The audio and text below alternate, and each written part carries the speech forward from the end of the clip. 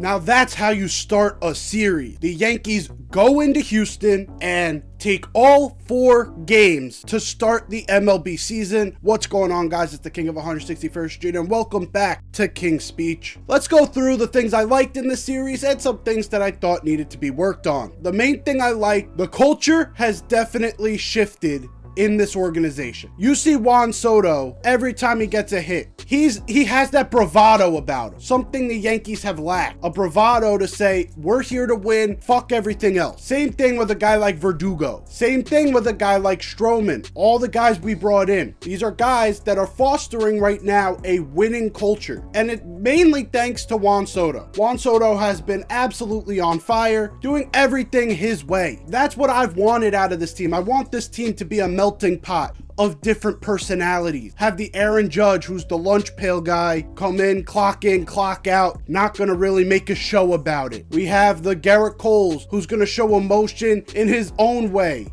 And then have Juan Soto, Marcus Stroman, Alex Verdugo, who's really going to let people hear about it. This is exactly the same culture that is fostered out in Atlanta. And you see how well that team is built. The culture in the Yankees clubhouse has definitely shifted to become what seems like a very fun clubhouse to be in. And I think that has assisted in a lot of what this Yankee success to start the season has become. Now, the next big thing on the list, obviously, I brought up Juan Soto before, but even some of our unsung heroes. Oswaldo Cabrera is off to a blistering start. I brought it up in my last video, so go check that out after this. Oswaldo Cabrera is making it extremely hard to sit him. He's making it extremely hard on Aaron Boone to make this roster, because John Birdie was just traded for, and we traded a piece that Aaron Boone seemed to really like in Ben Rortvedt. So you would think that they'd have pressure on them to play John Birdie. Oswaldo Cabrera being as on fire as he was, and in game 4, he didn't really put on the type of performance, but he still had some really good major league at-bats, forcing that first walk and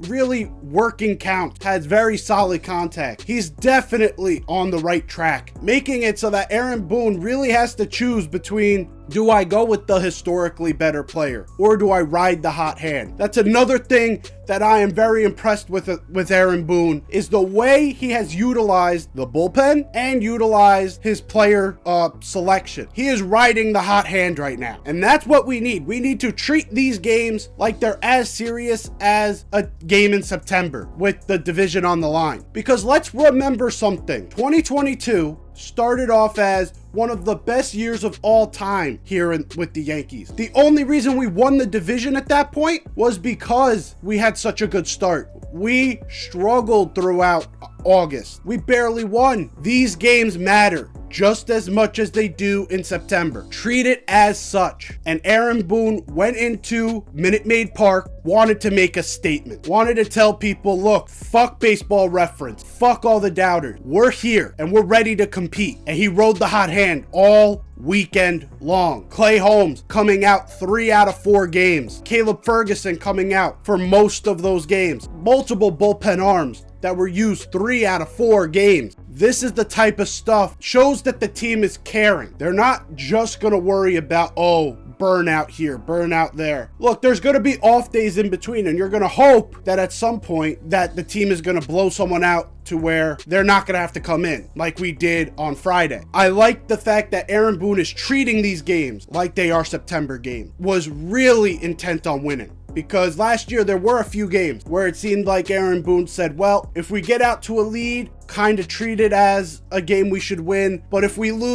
losing, we're kind of just gonna phone it in. He never phoned it in here. Love that about this series. Now let's get to some of the concerning parts, and to say they're concerning is an overstatement. It's more of things to look out for. Starting with Carlos Rodon. Look, Carlos Rodon only giving up 1 run in his first game of 2024. That looks really good. He starts the season off with a 2-point-something ERA. He is doing fantastic. That game was not fantastic. Finding barrels all night. I did like that he was at 98 to start the game. That velo drop in the 4th inning with only 70 pitches is super concerning to me. He should not go from 98 to 93. That just shouldn't happen. He should be consistently within 90 96. That's a bit concerning. I'm hoping that doesn't mean his arm is starting to fall out on him, because that's what that could signal. That's what could be signaling there. Arm fatigue throughout a game that causes the velo to drop because it hurts too much to go further. I'm concerned about that, but truthfully, the most concerning part is he is not pitching in good spots. Most of his pitches, and I know where he likes to live, and it's a very risky spot where he likes to live. At times you gotta live a little bit higher than that. At times you gotta trust your slider. You gotta use your other pitches. He's not doing that right now. It's very much fastball, slider, and 90% fastball. I saw the cutter a little bit. The cutter looked okay. I'm hoping that this is a good start, right? This is a good point A. I'm saying this is concerning if this is the best Rodon we get. If this is just point A on the progression of getting back to 2022 Rodon, then this is a great start. He did battle. I like that about him. He looked like he was fighting out there. He was able to survive. Yes, he found a bunch of barrels, but they were going right at people, which means he did execute to a certain extent. It was a solid start. It was not a great start, and I'm not as impressed as many people are out there. That's just my thoughts on that game. I know a lot of people disagreed with me on Twitter. What does YouTube think? Let me know down below. Next concerning thing, and look, again, to say something's concerning after 4 games is hyperbolic. Just for the sake of segment, let's just say concerning thing. We still haven't gotten Aaron Judge going. Fall into both categories. Something I'm excited about and something I'm a little bit weary about. I'm excited about it because we've been able to take out the Houston fucking Astros without having an Aaron Judge game. Aaron Judge was not a part of any of those victories. That's an amazing feat for the Yankee organization to show that they can win without having Aaron Judge be 150%. The concerning part is getting Judge to 150%. He missed time in spring training. So I'm going to give him that leeway, which is why I'm saying it's very harsh of me to say it's concerning. He did look at times, he couldn't catch up to a fastball. He looked a little lost at the plate at times. It looks like, yeah, it does literally look like he's getting his feet under him. So yeah, we'll see what happens after the Arizona series with him. Then we could start talking about some of these different concerns we have with him. But at this moment in time, it's not something to be too worked up about. Aaron Judge will be fine. Gleyber Torres still hasn't stepped up. He had a few RBIs during this series. He had a few clutch hits, but overall, he never hit a streak. Again,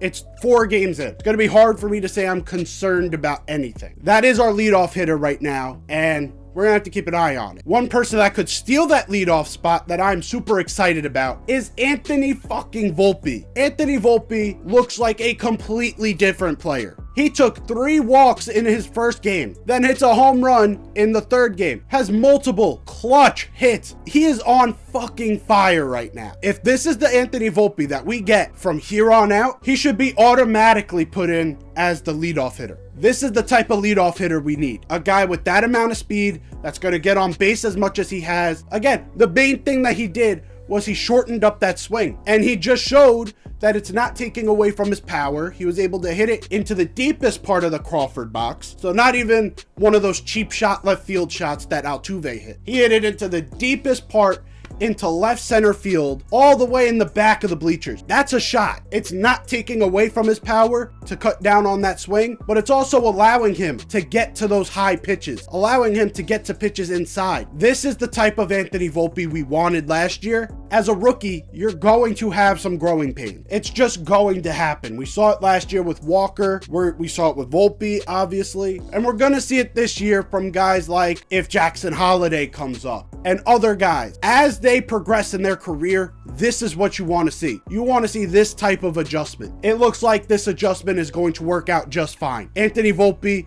to me, I think if Gleyber Torres continues to struggle through the Arizona series and Anthony Volpe keeps it up, it's time to put Anthony Volpe in at that leadoff spot. Let's see what he is made of. Let's see if he can become the next. I know that's a lot to put on him, but let's see if he can become something of that sort. Let's see if he can become a true leadoff hitter and see if he can help this team get to Juan Soto, who's been absolutely scorching hot. Aaron Judge still come up with runners on base. This team right now has instilled so much confidence in me, and I know I am bound to be let down at some point this season, because this is the most humbling sport in the world. No sport humbles someone more like baseball. When you can get a hit 3 out of 10 times and make the Hall of Fame, it's a very humbling sport. But right now, this team is playing at a level that I could have never expected, especially with Garrett Cole out. We still don't have our ace. We still don't have our true leadoff hitter at the moment,